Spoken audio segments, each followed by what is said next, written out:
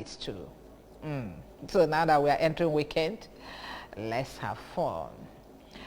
Oh well, my name is Ijoma, and I have a Bere Ugona with me.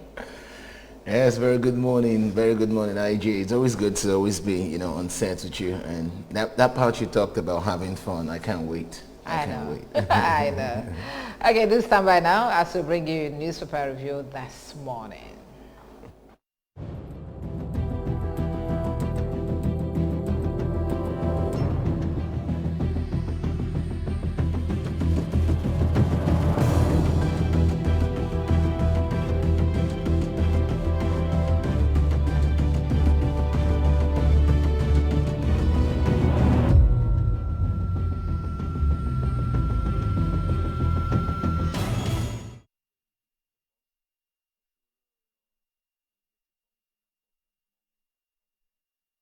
Okay, welcome again. Join us this morning to look at what the papers are saying. It's Ejike Abata. Ejike Abata is a public affairs analyst. Good morning. Good morning, and good to see you again. Me too, I'm so happy. It's been a long while. Yeah, actually. You're welcome. Okay. Ebere, what do we have in our website this morning? I have a whole lot of stories on the website.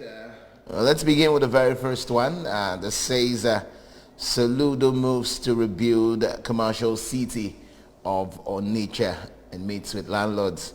We also have 2022 UTME commences today and May 14. Anambra State government opens window for community choose your project initiative. Soludo plans international drug market project at Oba, Idimili South Council area. And finally, we have Anambra State government vows to eliminate quackery in the health sector.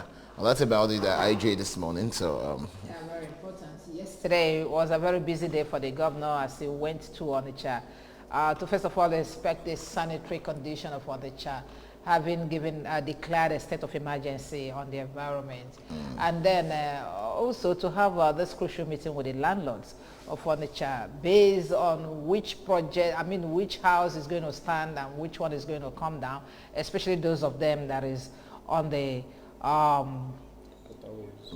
waterways. So, and the landlords gave him a very good reception and cooperation. It's a good thing. Such things starts with dialogue, and that is what the governor has been doing. You don't just wake up one day and then begin to bring down properties without engaging with those persons who own the properties. Some of those properties has been there for an upward of 40, 50 years. So that is where they have their shelter. So if you take it away from them without providing an alternative, it becomes confrontational. They won't just allow you to do that and you go. So what the governor is doing is the best way to handle such matters, which is to engage with the landlords, provide alternative for them, and it's a win-win for everybody. It's a win-win for everybody, but why would a same person build house in the waterways under the national grid and a whole lot of things, knowing fully well that one day this building could come down? Sometimes those things were not there before the buildings were put up, number one. Number two, who approved them? Somebody in government approved them.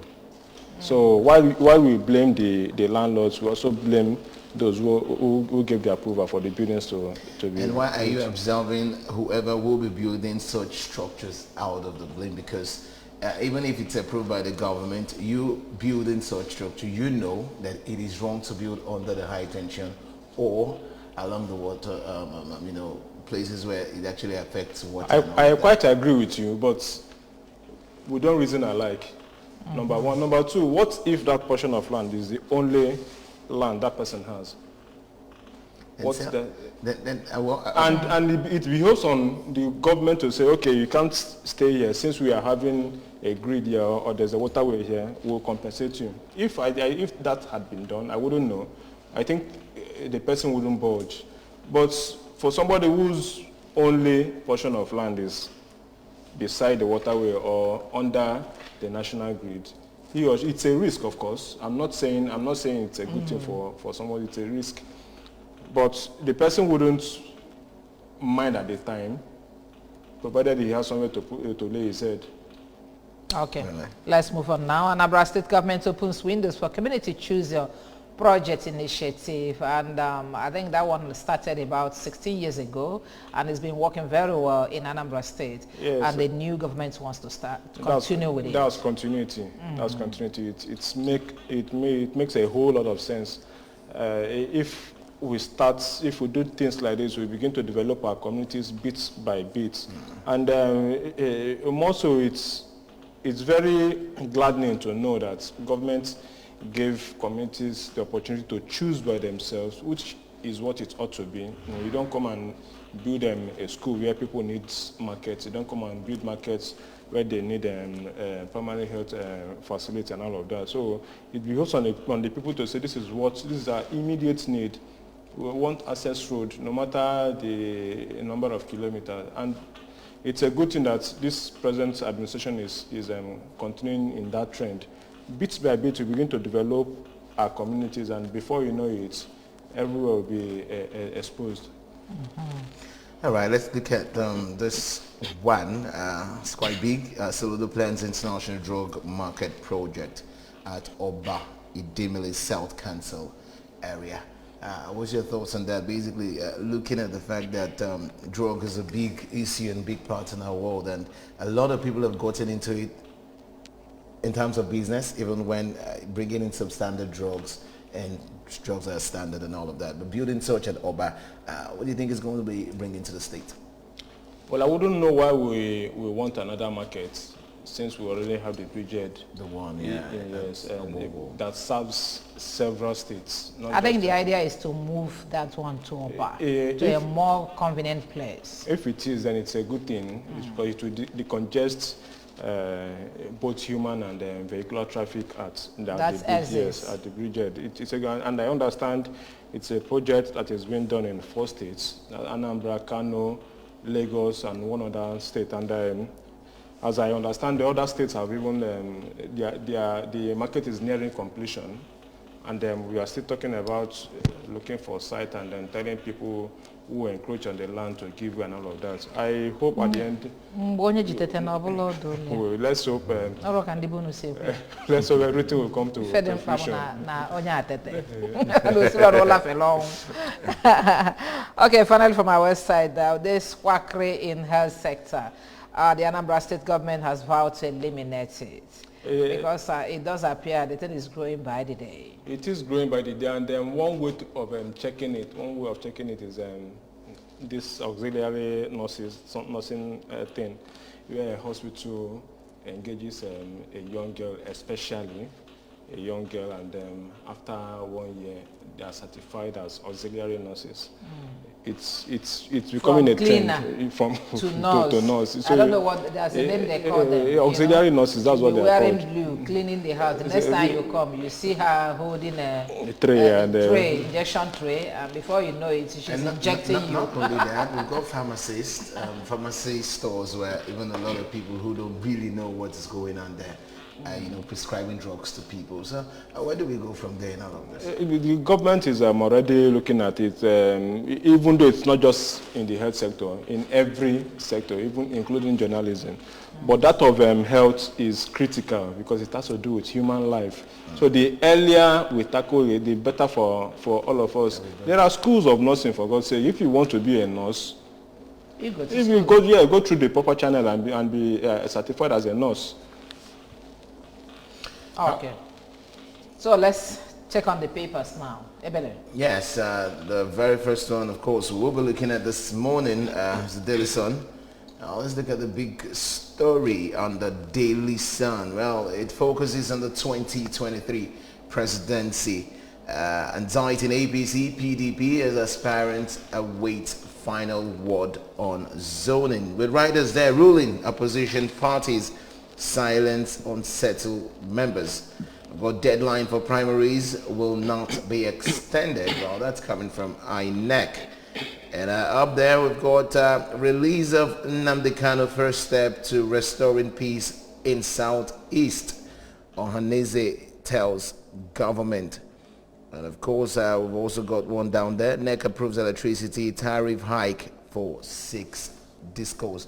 And there's a lot of other stories on the Sun, but AGK, which would you like us to look into? Of course, we'll look at the big story. Targeting APC, PDP is aspiring to its final word on zoning. Well, it's actually they've been going back and forth from, whether it's going to be seated back to the north, to the east, and all of that. It would be unfair, I dare say, it would be unfair for a particular zone who have not produced a president not to get it at this time, especially the southeast. I'm not speaking out of sentiments. I'm speaking based on equity, fairness, and justice. Let's this and that is why somebody like Atiku is adamant on running, even though he has said that if it is zoned to the southeast, that he will draw his candidacy. He's from the northeast, and the northeast has not produced the president before. I don't know why they are going back and forth with this issue, and even to that. He's from the northeast, and the northeast have not produced. I kept asking this question: when do they draw the line between the northern pole and the southern pole? And then when do they bring in 6 geopolitical zones? Because I don't really understand. Yeah. The north is finishing 8 years, and then another person from the north is asking that his own region and it's has always not been taken. a north for a long while. Of course, it has always been a north for a long while. I quite agree with you. But if we want to, there's no doubt about it. We have 6 geopolitical zones, and I think Atiku's has an argument there. But looking at it, according to you, joining from the north and the south, it's only fair that it comes to the southeast. You understand? If it comes to the southeast, then we'll know what next. Even the PDP, an aspirant in the PDP has a case in court against this issue of zoning, which will be heard on May 10th, because the aspirant is adamant, a former speaker of Abia State, who is also a presidential aspirant. He's saying it should be, PDP should zone the presidency to the southeast. So there are issues about it, but even Nnamani has also joined the race in APC, and he's saying it will be very, very unfair if it doesn't come to the southeast. So let's see how it goes at the end of the day. INEC has already given that deadline for submission of candidates' names. And they say they're not going to change it. No, they are adamant they won't change it. I also agree with them. There's no need for that. So let's move on. Okay, but beside that 9 template story that says release of Nnamdi Kanu, first step to restoring peace in Southeast, Ohaneze tells government, and then that rider under it tells Igbo politicians to reject VP slots. That one sprang up, was it on Tuesday or Wednesday, when the youths are warning P2B not to take any VP slot from anybody. But by the way, restoration of peace. Do you agree with the story? Yeah, we need peace. We need peace. But going by what's happening, what we have on ground now, if Nnamdi Kanu is released, it won't bring about peace. Reason being that we do not know the persons we are battling against today.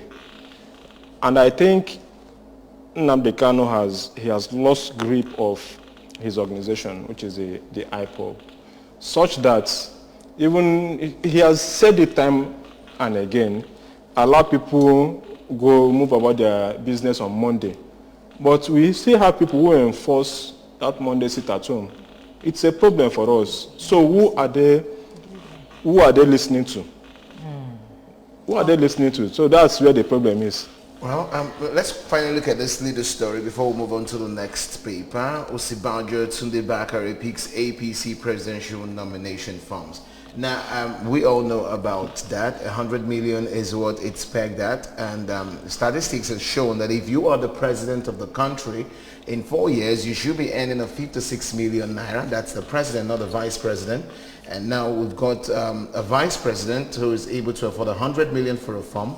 And of course, a pastor also been able to pick let's look at this. What would you have to say about it, considering all that's going on in the country right now? ASU is on strike, the health sector is failing, the education sector is failing, and all of that. It even sounds absurd that a political party will sell a form for 100 million. It becomes more weird that we have people in their numbers purchasing such forms. Imagine the likes of Yahya Bello, whose state has not paid workers for... Sitting governor. A sitting governor, whose state has not paid workers for some years, can afford 100 million naira. We even have an American-based pastor who came down to purchase the form as well.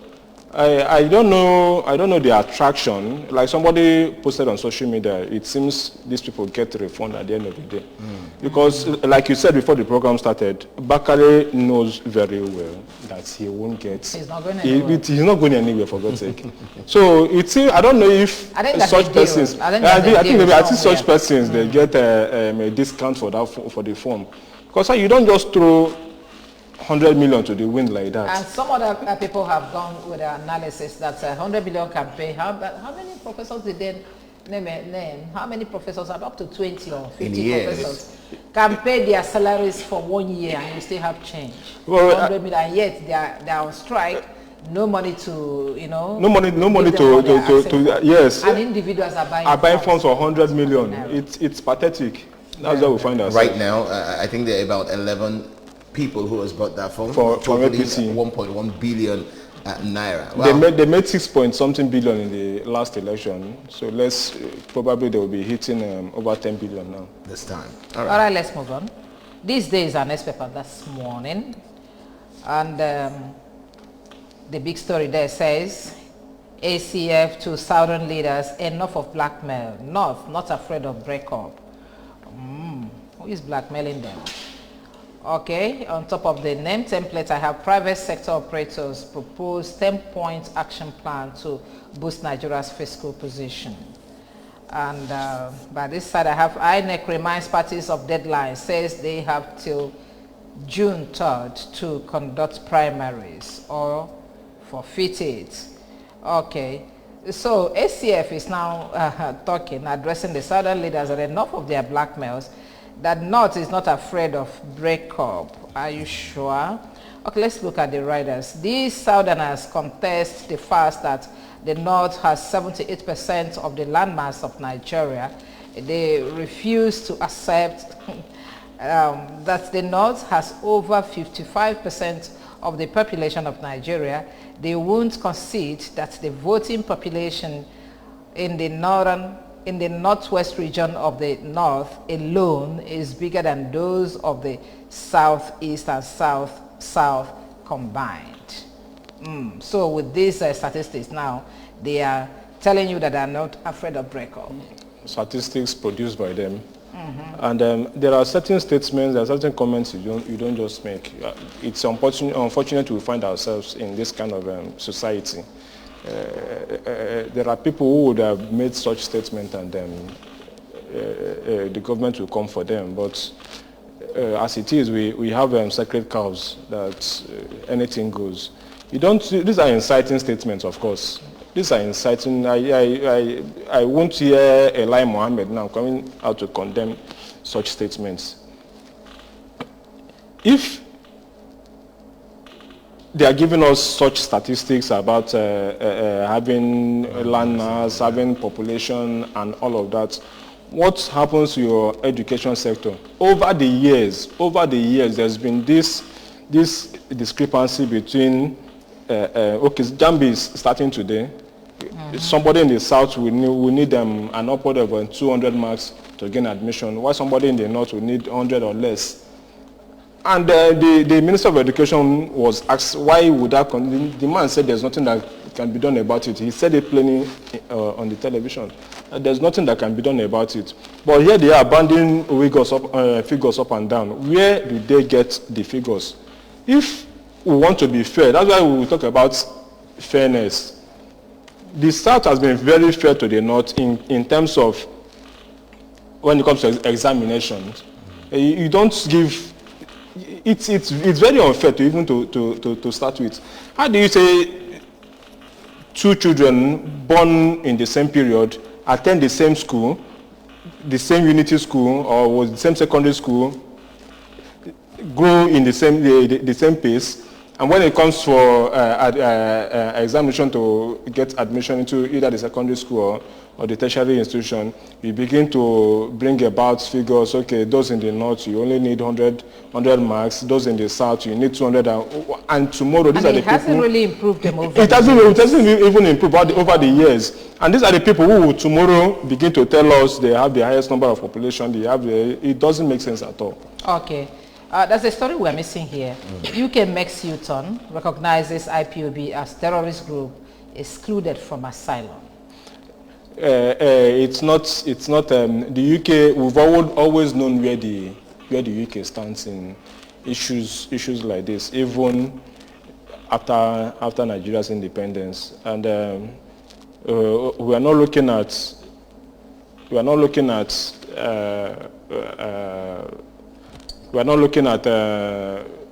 them making positive comments as regards the Southeast. The UK has always shown that they are backing a particular region in the country. So for them to come out, it shouldn't come as a surprise. It's not a breaking news as such. And it must have been a hard work. We know where they very stand. hard work coming from Nigeria here. Okay. Let's leave it there. Moving to the next paper, which is the Guardian Newspaper. Let's look at the big one there. It says Buhari in Ebonyi. Igbo leaders demand Southeast presidency and Kanu's release. Of course, we've got writers there that says Igbo apex body rules out VP slot for Southeast. Obi's presidential ambition non-negotiable, says support group. Talk among yourselves. Obichinas urges Southeast aspirant. NUPA, Igbo president will reduce tension in Nigeria. Group urges APC PDP to zone presidency to Southeast. Kosiel threatens to sue APC PDP if ticket is zoned to the north. Okay, down here we've got Nigeria pay more for darkness as government hikes electricity tariff. African church tax Buhari military and insecurity. These are some of the stories, Educate, which would you want us to touch? The issue of electricity. Okay, Nigerians pay more for darkness. Yes, the NRC just approved a hike in the price of electricity tariff. In the midst of these difficulties. And this is not the first, it's not the second. It's not the first, it's not the second. And it's the headline clearly captures what we have. We pay for darkness. That is what it is. And those who should be in the know, those who ought to speak up are not doing anything about it because they can afford to get electricity to power their homes. So small businesses which Nigeria government claims to support, which they claim to fund, are the ones who suffer the brunt. We even spend more on diesel. We spend more on PMS to power our businesses compared to what we pay for electricity, and it has become so bad that an institution like First Bank decided to close work at some branches had to close work at 2 p.m. because they can't find money to continue powering their generator. It's very laughable. And compared to the number of companies that have left Nigeria because of that singular issue of power. Security is another issue, but power, give us power for God's sake. And let people produce, let people power their businesses. But when you take away power from them, you don't provide electricity, how would small businesses thrive in Nigeria? So it's unfortunate anyway. I've barely done anything. Okay, let's move on. National Newspaper is our next paper this morning. And we have the list stories there. Say, ACF leaders South should stop issuing threats over zoning. ACF leaders South should stop issuing threats over zoning. I think we have seen that story. They said gone are the days when Northerners felt blackmailed and intimidated by threats of restructuring, secession, breakup or breakdown of Nigeria. Okay, let's come on top of the NEN template and see these other stories. OPEC raises Nigeria's production quota by 19,000 per barrel. Okay. Abuja Kaduna train service set to resume, and no name, no tickets. The one that was registered, have you been able to trace the terrorists with it? Okay, and down here, Nigeria, U.S. orders lead in gas flaring, says World Bank reports. Which one? We have seen this, the banner headline stories. Which other one do you want to talk about? It's a good thing to know that train services will resume very soon. Unlike what we used to have, maybe it's because anything that affects government officials, they don't take time to fix them. If it were that the roads are good and safe, I don't think they would have fixed the rail lines by now. But because most people who use the train service are elites, those in government, perhaps that's why they took no time in fixing the rails. So it's a good thing. But talking about the no ticket, it's laughable. No, but let's look at fixing that Kaduna. You know, this is coming up after that train attack on Kaduna Abuja Road, and since then there has not been one, and they're trying to bring up one. And some of us are asking, where are those that were abducted from that attack? Nothing. They're still in captivity, and then you are resuming. How sure are we that there won't be another attack now that we are resuming? Well, let's assume that they've put in security, because I think somebody was saying it on air that what they need are military posts at various points along the rail. It may. Because we've seen situations where even the military post, this unknown gunman overpowers them, and all of that. What would be the best approach? Because in as much as we talk about wanting to fix this rail or the train transportation system, how about security? Because if I know I'm not safe using the road, using the train, what happens? The thing is, eventualities must happen. They must happen. The question now is, how do we go about handling them? I think that's where the problem is. Even if we get Navy SEAL, we get US Marine and or whatnot, such things might still come up. But how do you go about tackling it? And that's why you still have those who were abducted in captivity. Even one of them will even put to bed, and they are still holding them there. I wonder the kind of condition. So sad. So sad. All right, let's move on. Let's take, for want of time, quickly the remaining papers. Tribune is next, Nigeria Tribune. Let's look at the big story there. It says, why APC power brokers plot to jettison zoning. Push for northern candidate gathers momentum. South has ruled for 13 years in the Fourth Republic. This is coming from ACF. No Igbo politicians should run as VP candidates in 2023. Well, that's coming from Ohaneze. Quickly, let's also look at the next paper, which is the Vanguard Newspaper. Let's look at what the Vanguard holds for us this morning also. It says APC presidency, Tinubu, Osibajo groups differ over Southwest meeting. And of course, we've got riders there that says our place region, it says it places region at vantage position. Well, that's coming from Battle C23 DG. A wrong motive, wrong move, progressive lawyers for Osibajo. And of course, we also have this one, 2023 plot to deny Southeast presidency will fail. That's coming from Ohaneze. Quickly, AJK, let's look at any of the stories you want to look at. Well, I'll summarize by saying the PDP, the APC, and every other party in all fairness, should zone their presidency to the southeast. We've never made a very strong statement as regards our presidency compared to what we are doing at the moment. And there is no doubt that we're not demanding the presidency for the sake of it. We are demanding because we have people who would pilot the affairs of this country and bring about a change from what was obtainable in the past.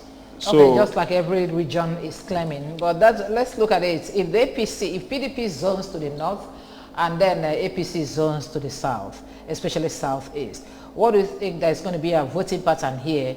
Because we know that these things are not written, but without mincing words, the southeast has stood by PDP over the years. So it will be very unfair, and it will be a calamity for them not to zone the presidency to the southeast. And if they do? If they do, there will be a voter party for PDP. All right. I'm certain about that. All right. Let's move on now. Daily Trust is our next paper. And then we have the big story there. Ansaru, a massive recruitment in Kaduna, distributes Salah gift. Ansaru, a massive recruitment in Kaduna distributes Salah gifts. Okay, let's look at the riders. Explains mission in Liftless. They are saviors from bandits. Locals are saying that, and we have reported to relevant authorities. Kaduna government said they have reported to relevant authorities. This is very, very funny to know that these things are happening in the state of El Rufai. That will always stand out to say that the other person doesn't know what he is doing. Okay, 18 died, 6 missing as canoe capsizes in Castina. Very unfortunate. We have not heard stories of death this week, and I was very happy, okay, that he hasn't really come around. A leader like Yaradua had to find Jonathan, remembers late president 12 years after. A leader like Yaradua had to find Jonathan, remembers late president 12 years after. Okay, and down here, federal government telecoms head for showdown over tariff hike. I think I saw that one in another paper. Let's see it. Presidential race, APC mauls consensus as number of aspirants swells. Passengers to provide NIM as Abuja-Kaduna train service resumes soon. Police launch manhunt for owners of dogs, ladies involved in bestiality. Okay, let's look at the next paper before we start talking. National Star. The UK recovers $23 million stolen from Nigeria by Abacha. Okay, that's a major story there. Another one, 2023 presidency, VP Osibanjo Tunde Bakari Nnamani pick APC forms 73.8 million bank accounts not linked to BVN, says report.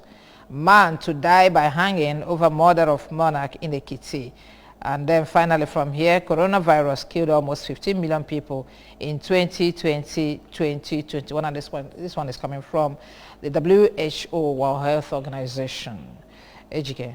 $23 million recovered by UK. I don't know from who. Abacha. From Abacha. Okay, I was thinking Nigeria should be the one saying they recovered money from the UK or from wherever. But it's a good one. UK recovers. Yes, UK recovers 23 million million dollars. Let's hope when the money is repatriated and it is used for because the past monies that were recovered and sent to Nigeria, little or nothing, they were not properly accounted for, and it's part of the conditions that UK government gives when they want to bring such money. Tell us what you will be using this money for. But unfortunately, some persons or some governors use this money for frivolities, and they are not accounted. If all the monies that were recovered since the inception of democracy had been put to proper use, I do not think we will be where we are at the moment. But say for proper accounting, okay. It's unfortunate we find ourselves here. All right, let's join that last paper before we go. Daily Independence is our last paper this morning. Consumers kick as neck OK's tariff increase for discourse. I really want us to join it because I've seen that story in the other one. Southwest APC leaders meeting, ex-governors alleged bias call for postponement. Okay, this increase and the recruitment of bandits by answer. Okay, recruitment by answer.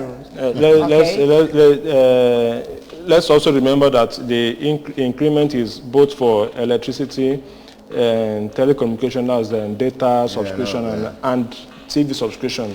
Having said that, the recruitment now is the time, because this is how they start. No, before you get to the recruitment, let's finish this increment.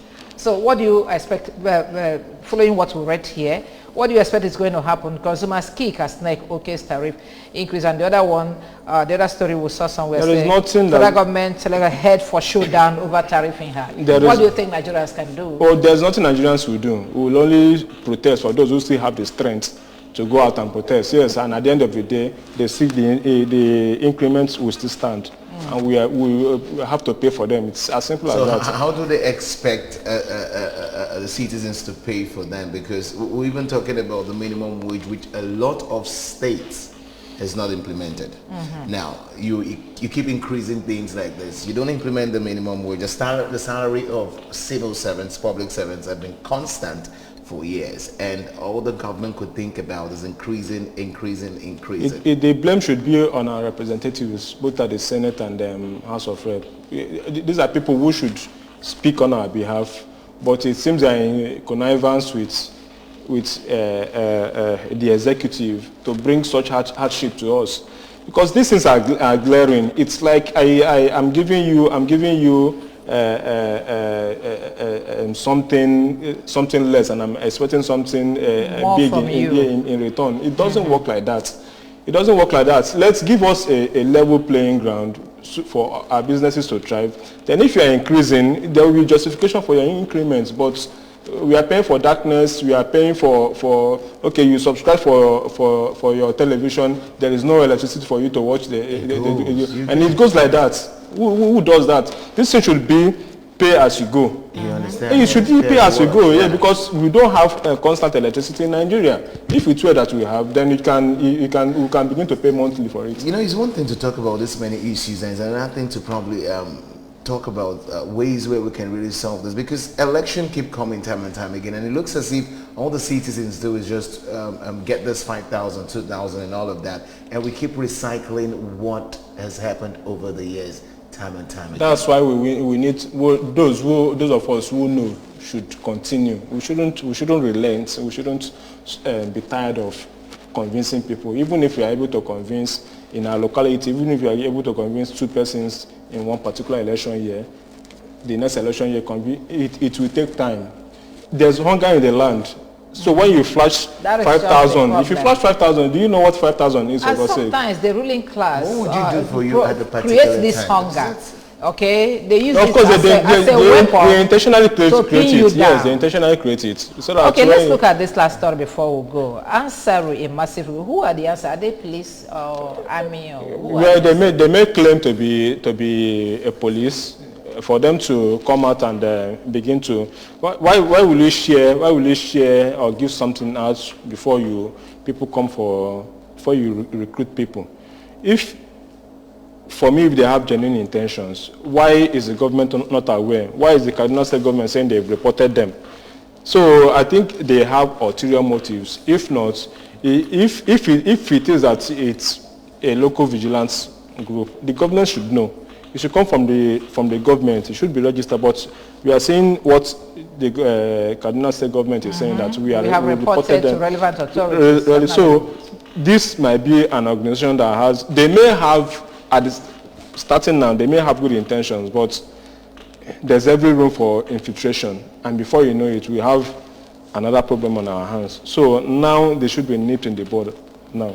But I think it was a governor from the north that called for massive recruitment of local vigilantes to be able to tackle the menace of the bandits. Do you think this is in line with that? even if it is in line, the North has a peculiar problem compared to what we have in the South. We've had vigilant groups over the years, and they've really worked for us. But in the North, we have somebody who bears Musa Abubakar. We have somebody who bears the same Musa Abubakar from Niger. We have such person from Chad. You don't know who is who by their names. So it becomes that's why I say I talked about infiltration. Even most of them who live very close to Nigerian borders even have ID cards. So even some of them even have names that we pride ourselves. Some of them have this name. So how do you begin to differentiate who is who? So what I'm saying is that organization... Is this name of any relevance? Because I learned that these bandits that are terrorists that are holding these people captivity since how many weeks now, that are calling the members of the families. They've been talking and exchanging... So why can't they trace them? That's the question. It's not about tracing. It's about they know where they are. I believe they know where they are. But what is stopping them from going there is what I do not know. The federal government said that they are using human shield. All right. We can actually go on and on. Well, but that's about it on the press review this morning. And of course, we want to say a very big thank you to our guest who's joined us this morning, and we looked at the papers. Well, you can also go out and pick up the papers and get yourself informed, entertained, and of course educated. Thank you so much for joining us this morning, AJ Kambata, a public affairs analyst. Thank you so much. Thank you very much, Ibrahim. Right, AJ. Yeah. Good morning.